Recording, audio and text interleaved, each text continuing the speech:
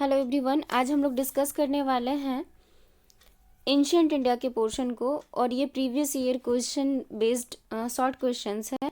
ये बीए के प्रोग्राम के जो स्टूडेंट है उनका जो हिस्ट्री का पेपर है, ये सिलेबस इंक्लूड है इसमें। ये बीए फर्स्ट सेमेस्टर प्रोग्राम के स्टूडेंट के लिए भी ये सिलेबस में इंक्लूड है ये पेपर। और साथ में जो BA first semester history honours के स्टूडेंट है उनका जो कोर 2 पेपर है उनका भी सेम यही सिलेबस है। एंशिएंट इंडिया प्रोग्राम के स्टूडेंट का ये है कि थोड़ा सिलेबस गुप्त से भी आगे तक गया है, पूरा एंशिएंट इंडिया है, लेकिन जो ऑनर्स के स्टूडेंट हैं उनका मौर्य के पहले तक ही पढ़ना है।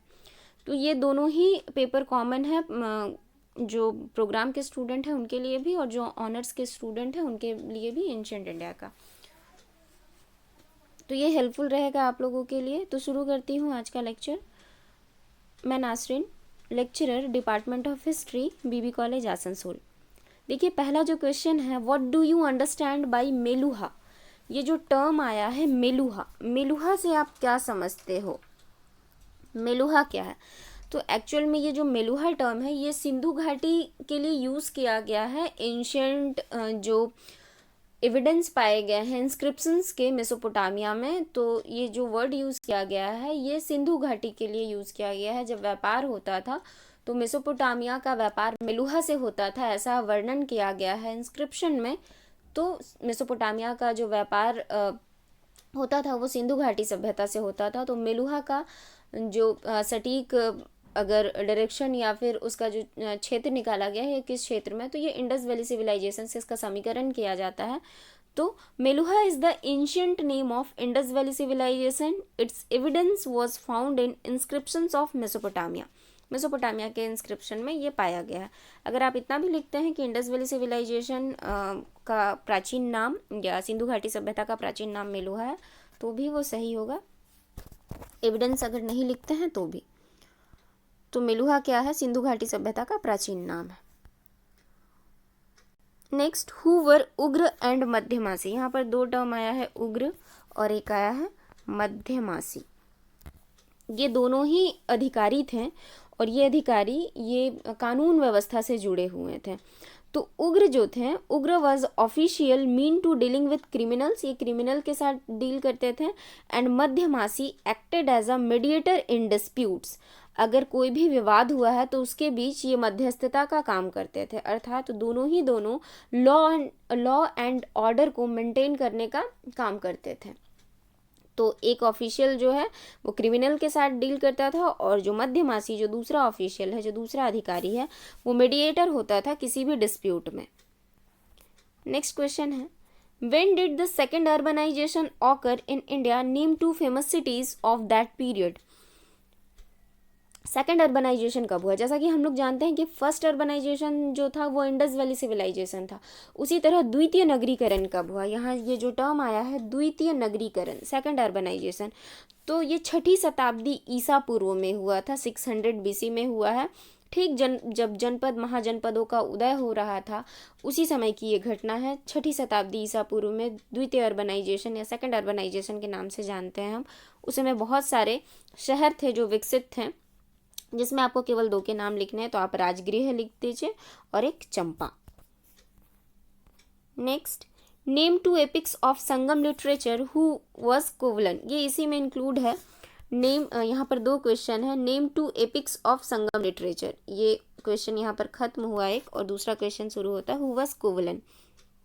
तो देखिए जब सोर्सेज अगर हम लोग पढ़ेंगे तो सोर्सेज आप लोगों का चैप्टर है, पहला ही चैप्टर एंशिएंट इंडिया का, तो उसी में आता है संगम लिटरेचर के बारे में भी हम पढ़ते हैं कि संगम साहित्य भी प्राचीन भारतीय इतिहास को जानने में महत्वपूर्ण भूमिका निभाती है। तो संगम साहित्य के 2 महाकाव्यों के नाम लिखने हैं। बहुत सारे साहित्य थे लेकिन यहाँ पर क्या पूछा गया है? एपिक पूछा गया है। तो आप साहित्य या दूसरे ग्रंथों का नाम न लिखकर एपिक को लिखें। तो एक है सिलपद्दिकारम, दूसरा है मणिमेगलई। ये 2 महत्वपूर्ण था, सिलपद्दिकारम और मणिमेगलई।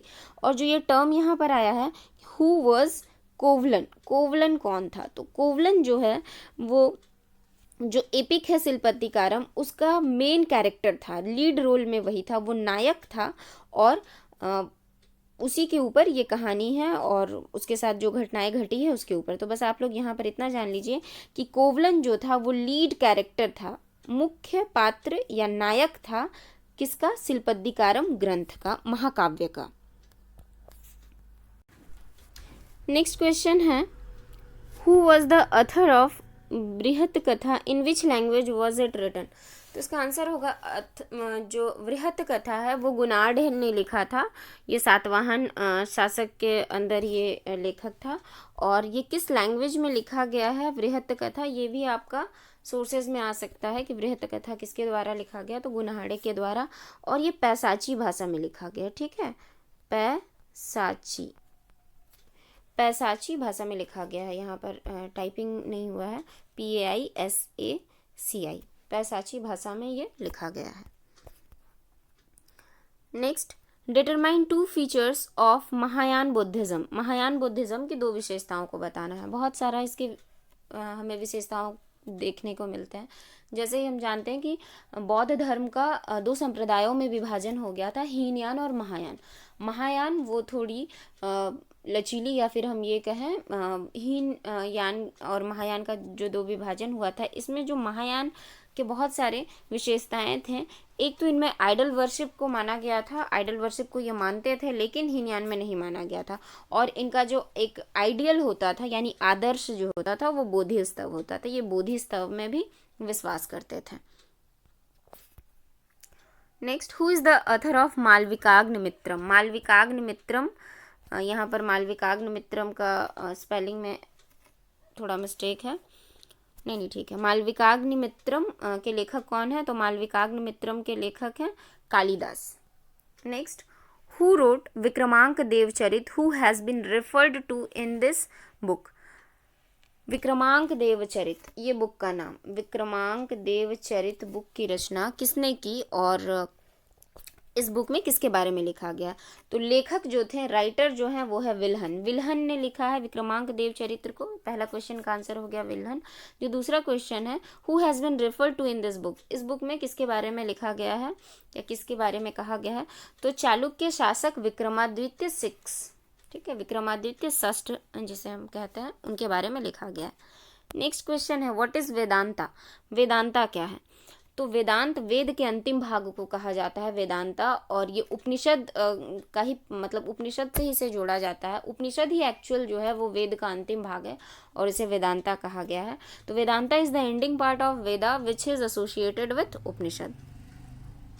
Next, when and where was the 4th Buddhist council held. हम लोगों को पता है 4 बुद्ध समितियां, बुद्ध संगतियां हुई थी गौतम बुद्ध की मृत्यु के बाद, अलग अलग शासकों के समय अलग अलग जगहों पर। तो जो 4थी बौद्ध संगति हुई थी वो कनिष्क के काल में हुई थी, 72 AD। कब हुआ था, तो आप कब में कनिष्क का काल भी यहाँ पर लिख सकते हैं, 72 AD कनिष्क के समय में हुआ था। अगर डेट याद ना हो तो कनिष्क के समय में भी लिखें तो भी होगा, लेकिन बेटर है कि डेट याद रखिए, कभी कभी डेट में वेरिएशन मिलता है, इसलिए साथ में कनिष्क का काल भी लिख दीजिए कि 72 AD में कनिष्क के समय में कुंडल वन में हुआ था ये, और वो कुंडल वन कहाँ है, कश्मीर में है। नेक्स्ट क्वेश्चन है, what do you mean by बोधिस्तव।